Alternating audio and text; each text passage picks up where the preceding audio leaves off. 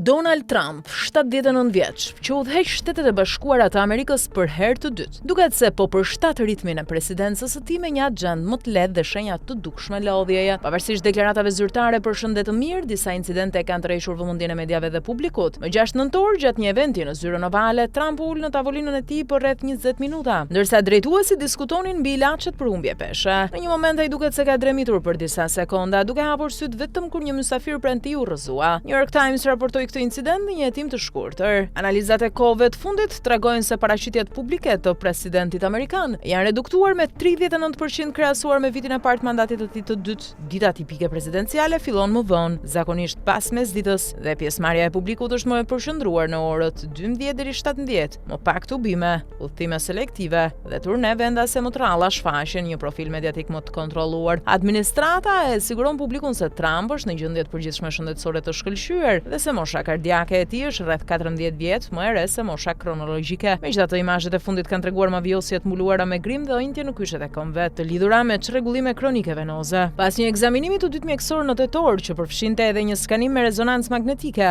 Trump e quajti testin perfekt. Sekretarja e shtypit e Shtëpisë së Bardhë, Karoline Leavitt, theksoi transparencën dhe energjinë e presidentit, krahasuar me menaxhimin e shëndetit nga administrata Biden. Megjithatë, disa ish mjek të Shtëpisë së Bardhë shprehen se informacioni dhënë mbetet i pamjaftueshëm, duke ngritur pyetje mbi gjendjen reale të presidentit.